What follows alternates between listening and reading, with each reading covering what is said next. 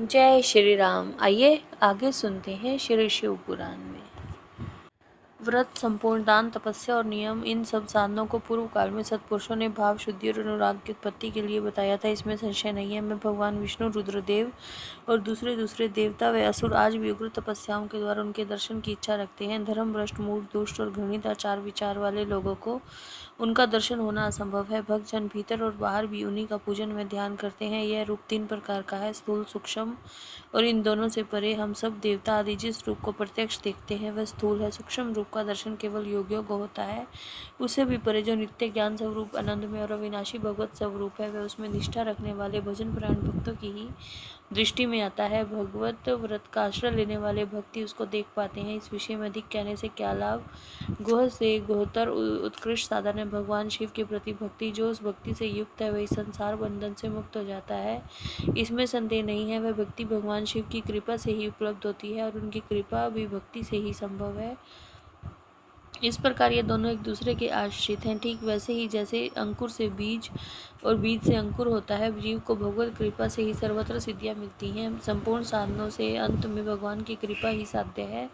अंतःकरण की शुद्धि या प्रसाद का साधन है धर्म, और उस धर्म के स्वरूप का प्रतिपादन वेद ने किया है। वेदों के अभ्यास से पहले के पुण्य और पापों में समता आती है। उस समता से प्रसाद का संपर्क प्राप्त होता है और उससे धर्म की वृद्धि होती है। धर्म की वृद्धि से पशु के पापों का क्षय होता है। उस तरह जिसके पाप क्षीण हो गए, उस जीव को अनेक जन्मों के अभ्यास से क्रमशः उमा महेश्वर के तत्व का ज्ञान प्राप्त होकर उसके हृदय में उनके प्रति भक्ति का उदय होता है। उस भक्ति भाव के अनुरूप ही महेश्वर की कृपा प्रसाद का उद्रेक होता है। उस प्रसाद से कर्मों का त्याग होता है। कर्मों के त्याग का अभिप्राय उनके फलों के त्याग से है, कर्मों के स्वरूपतः त्याग से नहीं। अतः यह सिद्ध हुआ कि कर्म फलों के त्याग से शिव धर्म में मंगलमयी प्रवृत्ति होती है। इसलिए शिव का कृपा प्रसाद प्राप्त करने के उद्देश्य से तुम सब लोग अपने स्त्री पुरुषों और अग्नियों के साथ वाणी और मन के दोषों से रहित होकर एकमात्र भगवान शिव का ही ध्यान करते रहो। उन्हीं में निष्ठा रखकर उनके भजन में तत्पर हो जाओ। उन्हीं में मन लगाकर उनके आश्रित होकर रहो। सब कार्य करते हुए मन से उन्हीं का चिंतन किया करो। 1 सहस्र दिव्य वर्ष के लिए दीर्घकालिक यज्ञ का आरंभ करके उसे पूर्ण करो।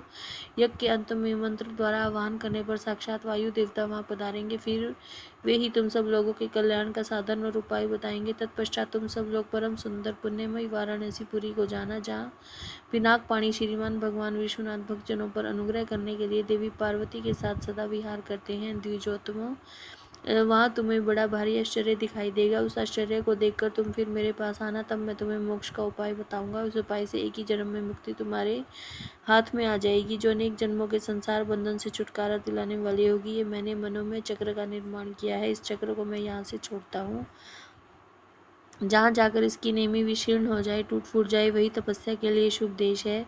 ऐसा कहकर पितामह ब्रह्मा ने उस सर्वतुल्य तेजस्वी मनोमय चक्र की ओर देखा और महादेव जी को प्रणाम करके उसे छोड़ दिया। वे सब ब्राह्मण उन लोकनाथ ब्रह्मा जी को प्रणाम करके उस स्थान के लिए चल दिए जहाँ उस चक्र की नेमी जीर्ण शीर्ण होने वाली थी। ब्रह्मा जी का फेंका हुआ वह सुंदर चक्र मनोहर शिलाखंडों से युक्त और निर्मल और स्वादिष्ट जल से पूर्ण किसी वन में गिरा।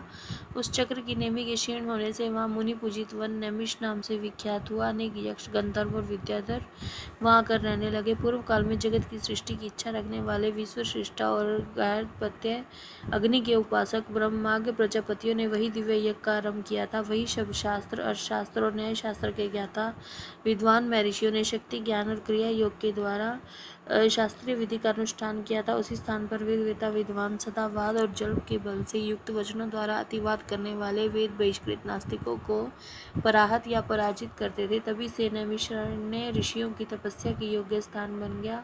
स्फटिक मणि में पर्वत की शिलाओं से झरते हुए अमृत के समान मधुर और स्वच्छ जल के कारण वह वन बड़ा रमणीय प्रतीत होता है। वहाँ प्राय अत्यंत रसीले फल देने वाले वृक्ष हैं और उस वन में हिंसक जीव जंतुओं का अभाव है। जय श्री राम।